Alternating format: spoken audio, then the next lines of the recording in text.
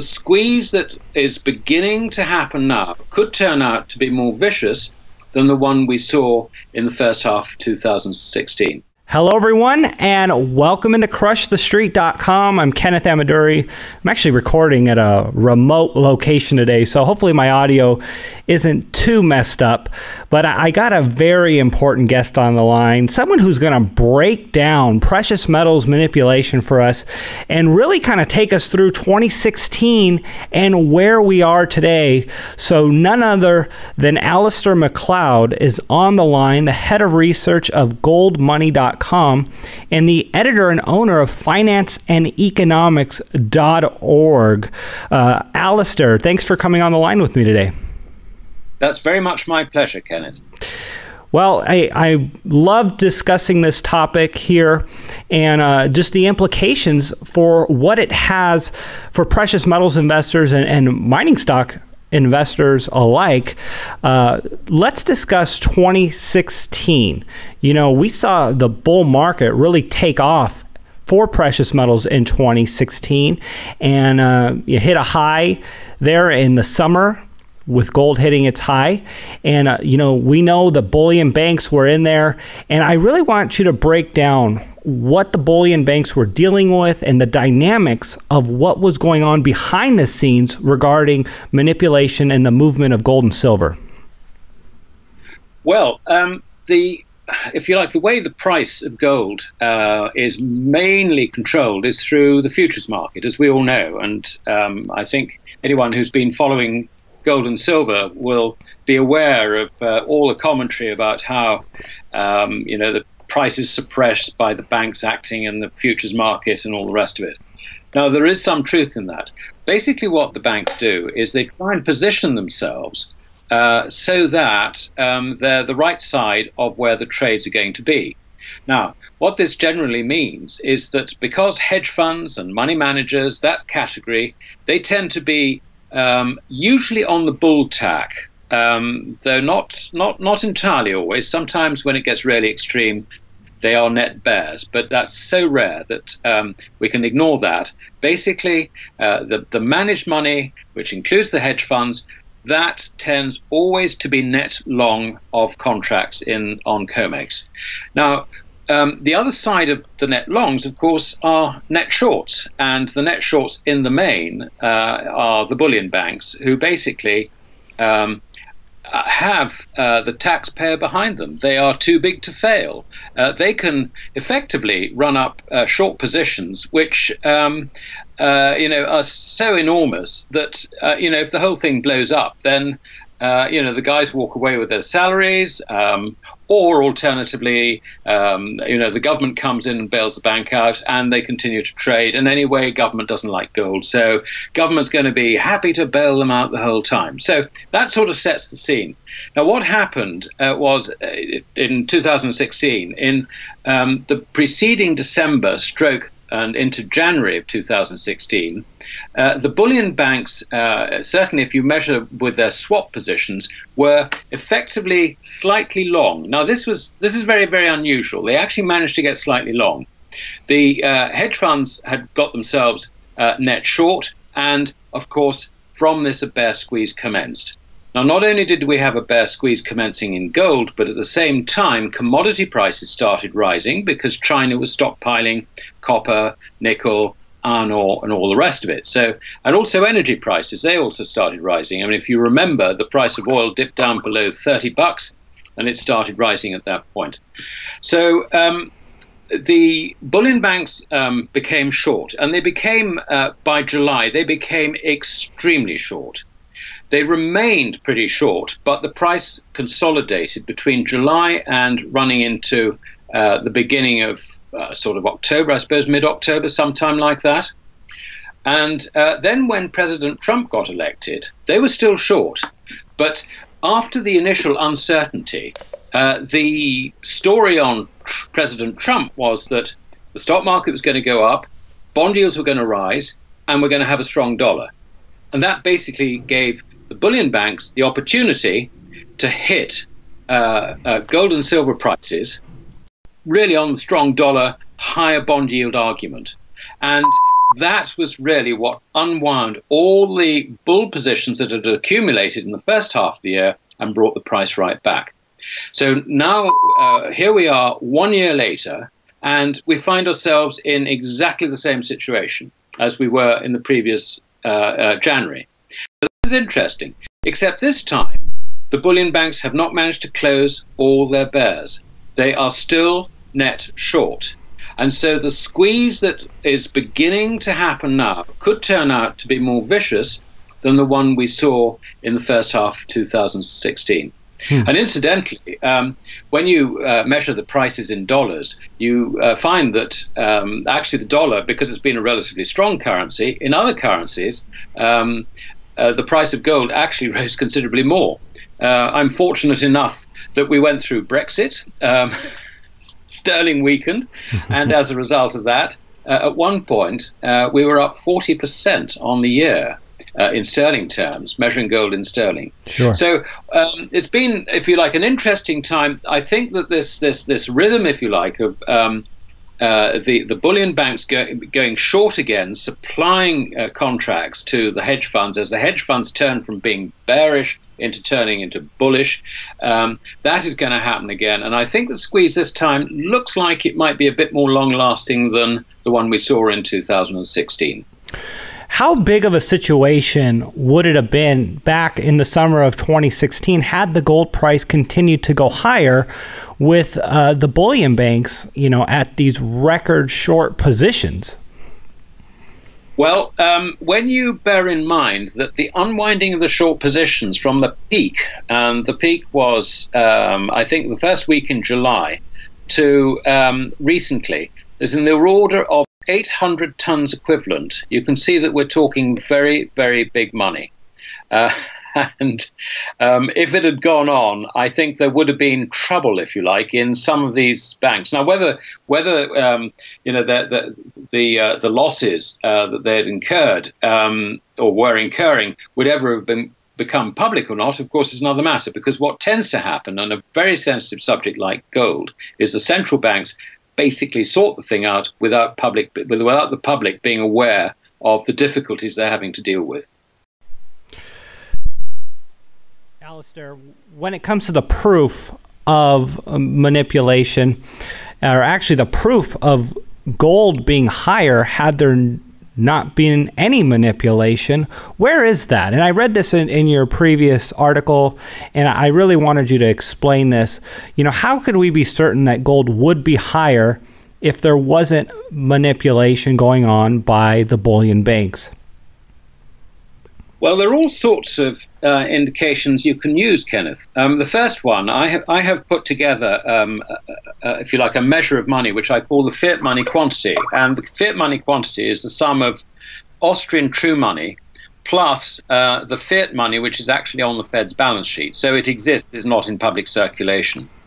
Now, if you deflate the price of gold from 1934, when it was first fixed at $35 an ounce, to the current day, then you end up with a gold price equivalent in 1934 dollars of about $3.50. So you can see that the gold price is considerably lower than it has been almost at any time since 1934.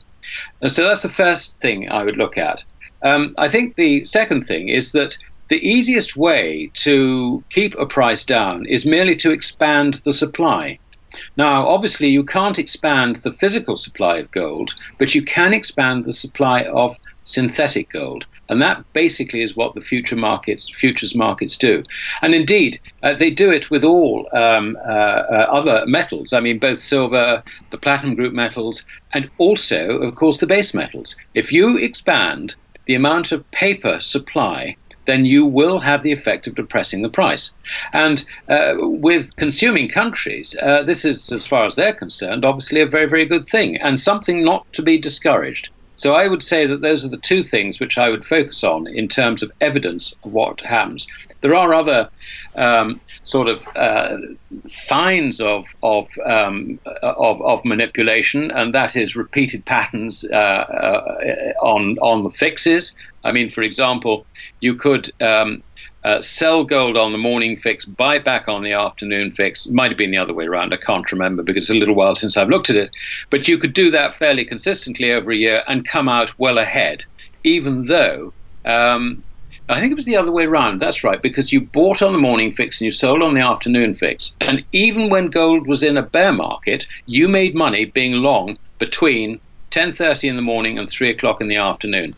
Now, if that's not markets being rigged in some way, then I don't know what other evidence you really need. Alasdair, that actually brings me to my next question, which is I'd like you to explain to people the morality of manipulation in the gold price and if it is immoral or not. We've all seemed to accept that the manipulation that goes on, or the bullion banks being involved in the precious metals price action being immoral, or is it wrong in general?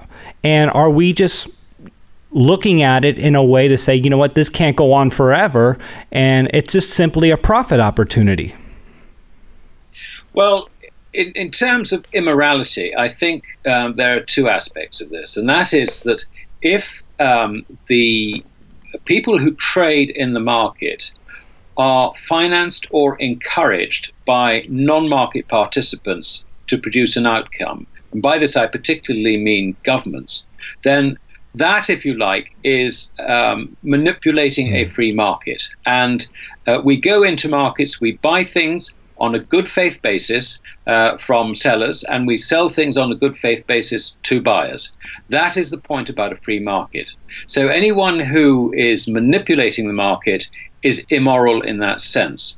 The other aspect of immorality is that when it comes to gold, we are talking about the only form of money that has endured ever since mankind first came up with the concept of money. And gold will be here a long time after the current fiat currencies have gone. I can say that in all certainty because of clear economic theory and also the empirical evidence of history. Sure. So I think interfering with the gold price is immoral on those two bases. Now, the proof at the end of the day as to whether it's immoral or not is whether you get punished for that immorality. And I have no doubt that governments will be punished for that immorality, as will other market participants who have worked with government, for the very simple reason that it leads to the destruction, ultimately the destruction of government-issued currencies. And it is the government-issued currencies and credit which, of course, keep the banks going. That is what they love to expand, to produce out of thin air. And that in itself is a fraud, if you like, committed on the existing owners of money. And that's the basis on which fiat currencies work. So when we come to immorality, I mean, immorality really does center, in my view, on the way the authorities try and do away with gold, the money of, if you like, personal preference, and it's still like that in the rest of the world outside the advanced nations, by suppressing gold and trying to promote their own currencies. I think there is an immorality in that. Sure. Yeah, no, I appreciate the explanation on that. And it's sometimes something I come across and think about is it really an immoral thing that the banks are doing? But, you're right. When it comes to the fact that gold is money and the underlying purposes for why they're doing what they're doing to keep us all in this, fiat currency paradigm, you see more of the sinister reasons why this is such a big deal. So, Alasdair, go ahead. I think a better word actually is it's fraudulent. That is actually the correct word for it. It's not fraudulent in law, but it is fraudulent in terms of natural law. Let's put it that way. Right. A manipulation of the free market.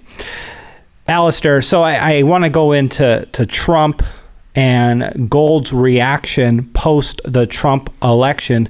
It would appear that Trump and his administration and his policies are potentially bad for the metals. And would you agree, or do you suspect that metals will thrive going forward under a Trump presidency? Well, I don't agree that it's bad for gold. I mean, that, as I indicated earlier, is a story which is spun by the people who were short in the futures market, who basically wanted to cover their positions. I think what you need to look at is the way in which the US economy has been behaving throughout 2016. Now, if you look at bank credit, the expansion of bank credit, it has actually been expanding faster than trend. And what that really means is that even though everybody thinks the US economy is in poor shape and all the rest of it, and believe you me, it is in many senses, it has actually been growing at a reasonable clip over the last year.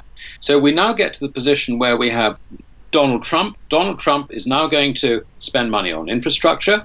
He is going to bring about tax cuts, and so the fiscal deficit will presumably increase before the cuts he plans actually have an effect.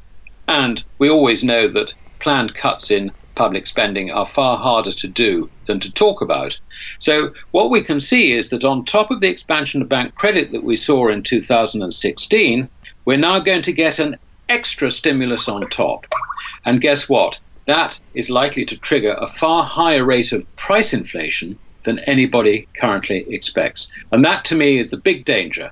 Now, the inflationary outlook begins to look very much like what I saw in the 1970s, which when the term stagflation was actually first coined. Believe it or not, it was coined by my uncle, who at that time was Shadow Chancellor of the Exchequer in the British Conservative Party when Labour were in power.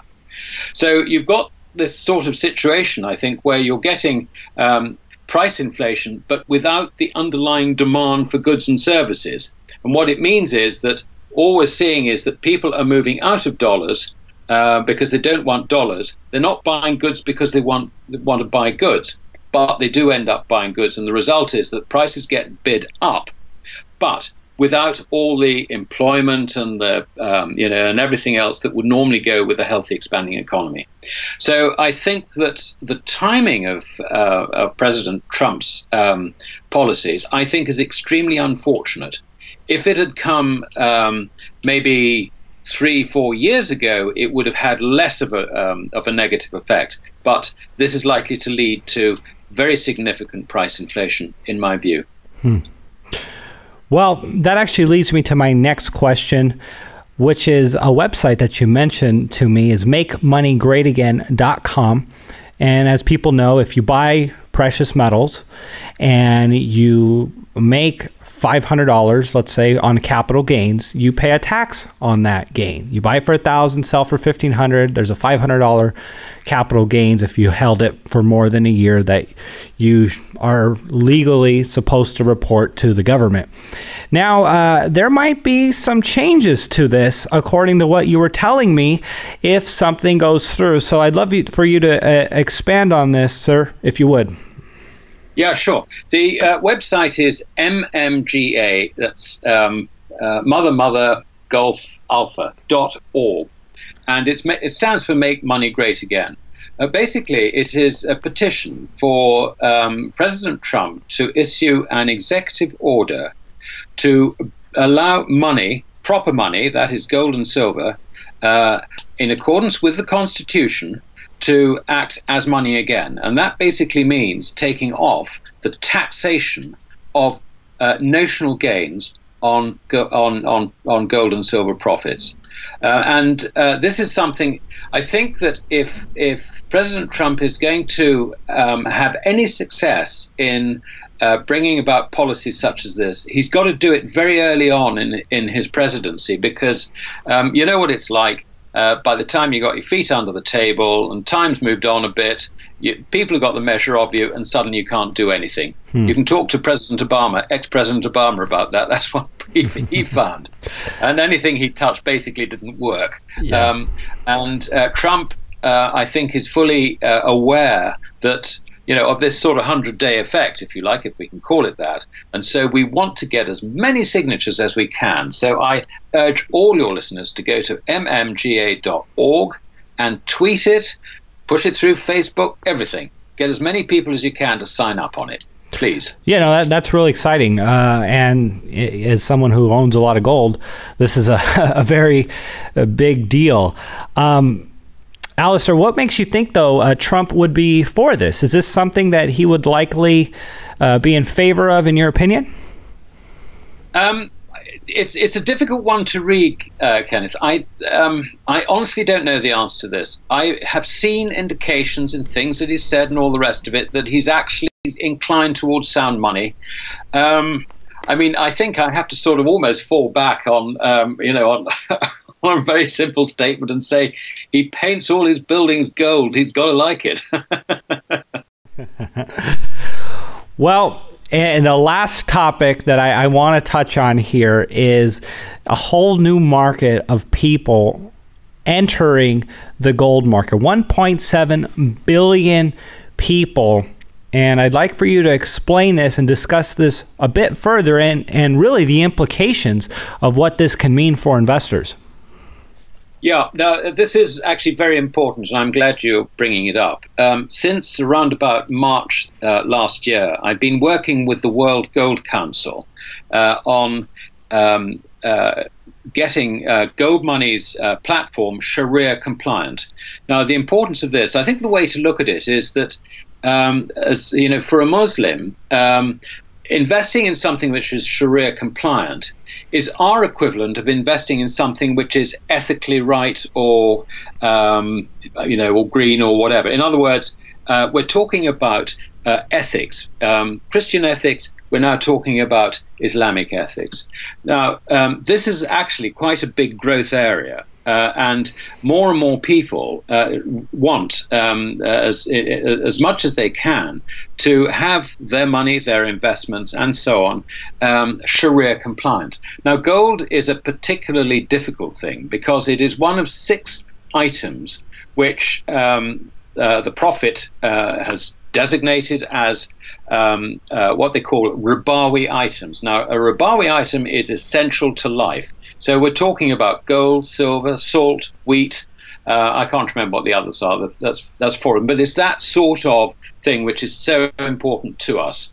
And what this means is that gold has to have a very, very strict treatment to ensure that when it's, if it's going to be compliant with Sharia law, it's got to really comply with a very, very high standard. To ensure that nobody is going to get cheated in a transaction with gold, because gold in the Islamic world always has been principally money. And what this means is that for gold money itself, we have that, if you like, superior access to a market of 1.7 billion people. And we've been finding that, in the Muslim countries, people, we've got quite a lot of our 1.37 million accounts originate in those Muslim countries. So we can see there is the desire there, and I really do think that by making our platform Sharia compliant, this is going to further the ability of ordinary people to buy and sell gold through our platform and feel that they are doing this in a totally ethical manner. And this is very, very important because these countries, you've got, as you said earlier, it's about 1.7 billion people. Some of these countries are quite large. And if you look at a country like Indonesia, for example, 250 million people, 220 million of them are Muslim. I know for a fact that the central bank there wants to reduce the amount of cash transactions in the economy. Virtually all countries are trying to do this. I think Modi rather jumped the gun in India. But you can see, if you like, the direction of travel when it comes to the relationship between people, bank accounts, and cash money. Now, I think that the way the central banks are looking at it is that if you can bring people into the banking network, then what you're doing is you're bringing more GDP into government records, which increases the country's GDP. And not only that, but you can tax these people more effectively. So you can see there's every reason why this is going to happen.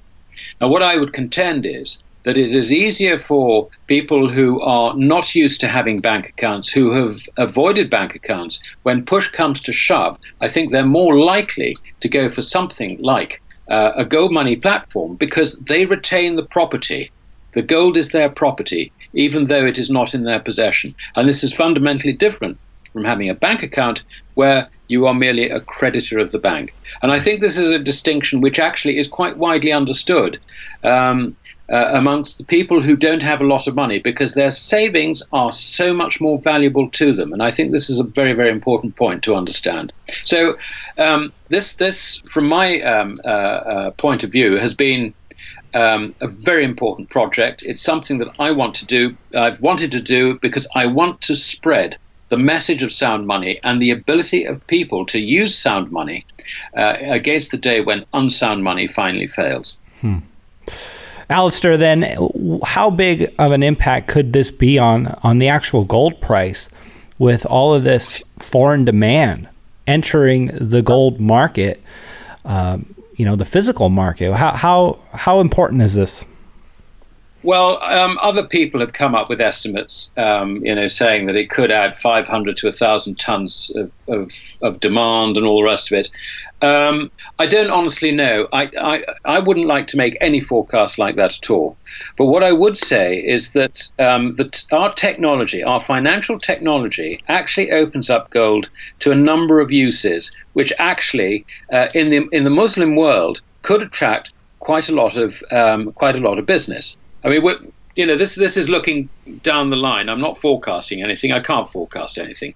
But it does seem to me that, if the authorities in these Muslim countries want to take up the opportunity of using the gold money platform, then suddenly lots of things become possible. I mean, for example, can you imagine an Indonesian trying to save to go on a pilgrimage to Mecca when his currency has lost virtually it's something like it's lost 99.96% of its value since 1969. So if you're going to save for a pilgrimage, it means you need to save something like $10,000 equivalent in your own currency. And if you're a poor person, it's going to take you many years to do it. Can you do that in a depreciating paper currency? No, you can't. So gold, I think, becomes quite central to a lot of what I would call, the sort of capital projects which Muslims go into. Now, whether it's a pilgrimage or building a business or saving to buy a house or something, gold then suddenly becomes a lot more important. And you see this in what happens in Indonesia. I mean, there's a whole network of pawn shops which allows people to use their gold to fund projects. And so really, we're just extending, that facility. Well, and to that extent, with all of the foreign demand that we could potentially see, say we do have a stronger dollar environment. We're always so used to the dollar goes up, gold goes down, but if we had that added boost of foreign demand entering the gold price, we could very well see a stronger dollar and gold going up in relation to the dollar because of that added demand that's flooding in from all of these foreign countries. Would you agree that this is a scenario? Absolutely. In fact, it's a scenario that's been going on for some time, Kenneth. If I think you need to look at the dollar in terms of strength against two different groups of things. The first is against other currencies. The dollar has been a relatively good performer compared with other currencies since we came off the gold standard in 1970. However, it's a completely different matter when it comes to the prices of energy and raw materials and metals, base metals and things like that. Now, what tends to happen over a long period of time is the price of gold tends to be a lot more, not the price of gold, but metals and energy tend to be a lot more stable priced in gold than they are priced in paper currencies.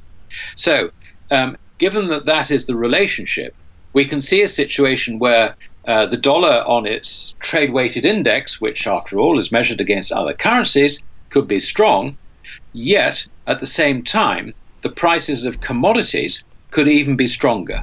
And it's that strength in commodities that gold will be capturing. And I think one of the things I would add in terms of the outlook over the next year or two, China is stockpiling metals, energy, and everything else that she needs to develop her own infrastructure even further, because there's a lot of infrastructure development that requires to be done.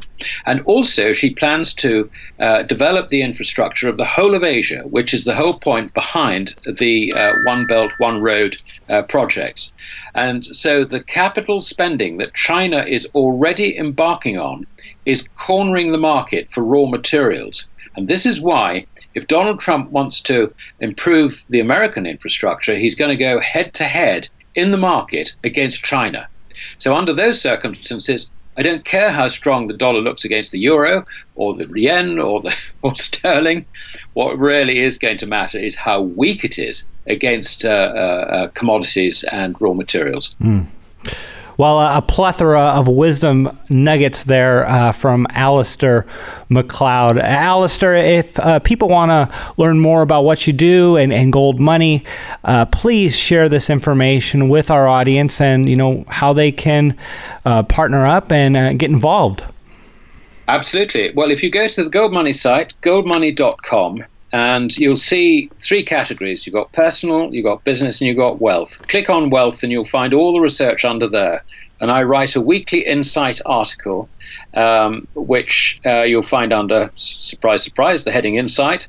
And I also do a weekly market report. So there are two bits of information. The Insight article tends to go out on Thursday, your time, Thursday morning, mid-morning, your time, and the market report on Friday around about the same time. Alasdair, it was a pleasure speaking with you today and coming on the show and really kind of breaking down manipulation, precious metals, and what we have to look forward here going into 2017 and beyond. So thanks again for coming on with me. That's very much my pleasure. Thank you for asking me.